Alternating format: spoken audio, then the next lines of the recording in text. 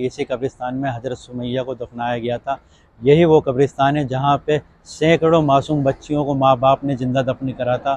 السلام علیکم ناظرین، میرا نام اطہر محبوب ہے اور میں آپ لوگوں کا خیر مقدم کرتا ہوں اپنے یوٹیوب چینل پہ جس کا نام ہے سیکریٹ ڈیزائر۔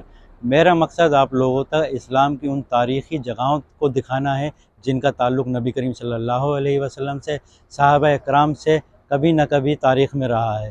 تو بنے رہیے میرے ساتھ اس ویڈیو میں، اور آج میں آپ لوگوں کو دکھانے لایا ہوں مقبرہ السبائقہ، جو کہ اسلام کی ایک بہت ہی قدیم تاریخ سے جڑا ہوا ہے۔ تو بنے رہیے میرے ساتھ اس ویڈیو میں۔ کیا آپ جانتے ہیں کہ اللہ کے رسول صلی اللہ علیہ وسلم دنیا سے رخصت ہونے تک کس ہستی سے راضی تھے، اور اسلام کی راہ پر چلتے ہوئے وہ کون لوگ تھے جنہوں نے اپنی جان کی سب سے پہلے قربانی دی؟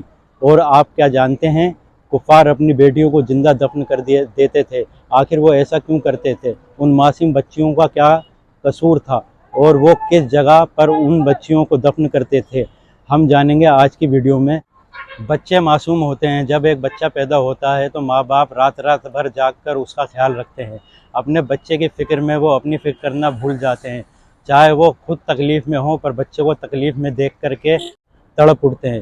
پر اگر آج میں آپ سے کہوں کہ دنیا میں کچھ ماں باپ ایسے بھی تھے جو اپنے بچوں کو زندہ روتی بلکتی حالت میں زندہ زمین میں دفن کر دیتے تھے، تو شاید آپ کو میری بات کا یقین نہ ہو اور آپ کہیں کہ ایسا بھلا کیسے ہو سکتا ہے، پر افسوس کے ساتھ کہنا پڑ رہا ہے کہ ایسا تاریخ میں ہوا ہے۔ حضرات، دور جاہلیت کے دور میں نبی کریم صلی اللہ علیہ وسلم کے تشریف لانے سے پہلے کفار کے وہ لوگ جو مڈل کلاس فیملی سے یا لوور مڈل کلاس فیملی سے ہوتے تھے، ایک شیطانی کام کرا کرتے تھے۔ وہ اپنی پہلی اولاد، اگر ان کے گھر لڑکی پیدا ہوتی تھی تو وہ اس کو بہت شرمندگی کی بات سمجھتے تھے اور سوچتے تھے کہ اس سے پہلے کسی کو پتہ چلے کہ ہمارے گھر میں لڑکی پیدا ہوئی ہے، ہم اس کو زندہ دفن کر دیتے ہیں۔ اللہ پاک نے قرآن شریف میں بھی اس کا ایک جگہ ذکر کرا ہے۔ قرآن کی سورہ النحل کی آیت نمبر 58 اور 59 میں ان لوگوں کے بارے میں بتایا ہے کہ ان میں سے جب کسی کو بیٹی ہونے کی خبر دی جاتی ہے تو ان کا چہرہ کالا پڑ جاتا ہے۔ اس بری خبر کی وجہ سے وہ لوگوں سے چھپا چھپا پھرتا ہے، سوچتا ہے کہ کیا اس ذلت کو اپنے ساتھ رکھے یا زمین میں دبا دے۔ وہ لوگ کیا ہی برے فیصلے کرتے ہیں۔ اللہ پاک قرآن میں ان ماں باپوں کے بارے میں فرما رہا ہے دوستو۔ اس کے بعد سورہ تکویر کی آیت نمبر 8 اور 9 میں ان بچیوں سے مخاطب ہوگا اللہ پاک قیامت کے دن، جس کا ترجمہ یہ ہے: جب زندہ گاڑی گئی لڑکیوں سے سوال کیا جائے گا، بتاؤ کہ کس گناہ کی وجہ سے تم کو قتل کیا گیا؟ تو قیامت کے دن بچی کو زندہ گاڑنے والے ماں باپ پر اللہ کو اس قدر غصہ ہوگا کہ ان سے نہیں پوچھا جائے گا کہ بتاؤ تم نے ان کو کیوں زندہ گاڑا، بلکہ ان سے منہ پھیر لیا جائے گا اور معصوم بچے سے پوچھا جائے گا کہ بیچاری آخر کس قصور میں ماری گئی، اور پھر وہ اپنی داستان اللہ پاک کو سنائیں گے کہ کس طریقے سے ان کے ظالم ماں باپ نے اس پر ظلم کیے اور ان کو زندہ دفن کر دیا۔ تو اس تاریخ کی یہی وہ جگہ ہے جہاں پر میں اس وقت کھڑا ہوں، جہاں پہ ان معصوم بچیوں کو زندہ دفن کر دیا جاتا تھا۔ یہی وہ قبرستان ہے میرے پیچھے۔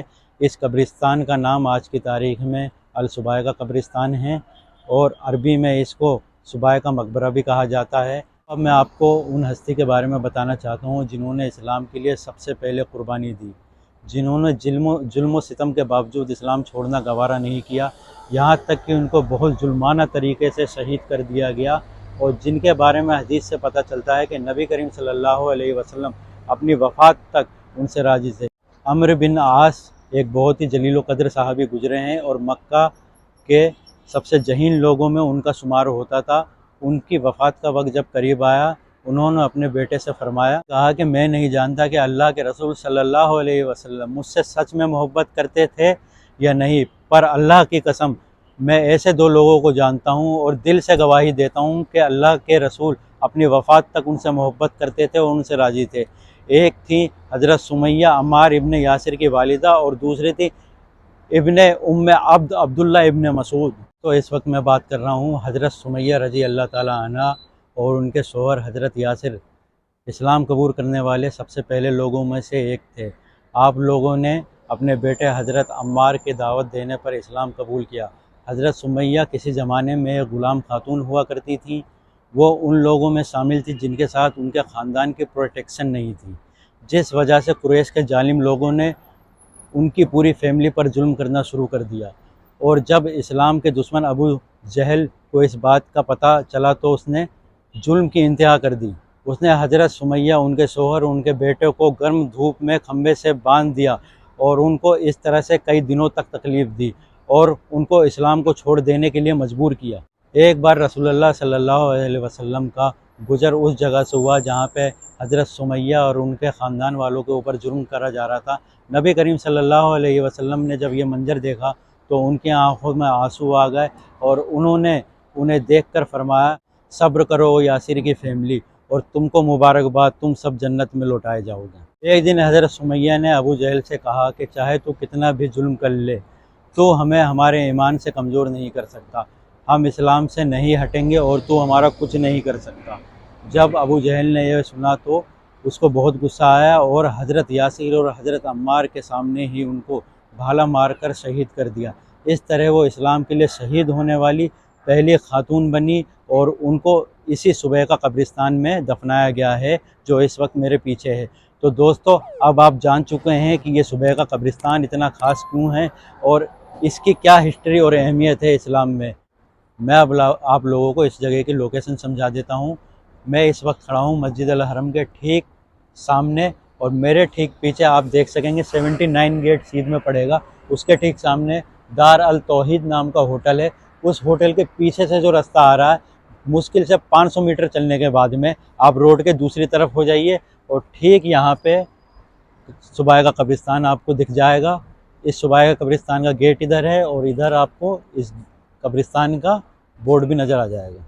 اس اسلام کے درخت کو ہرا بھرا رکھنے کے لیے ہزاروں صحابیوں نے اپنے خون سے سینچا ہے۔ آپ جب بھی مکہ المکرمہ آئیں اس قبرستان کی زیارت کریں۔ یہ قبرستان مسجد الحرم کے بالکل بغل میں ہے۔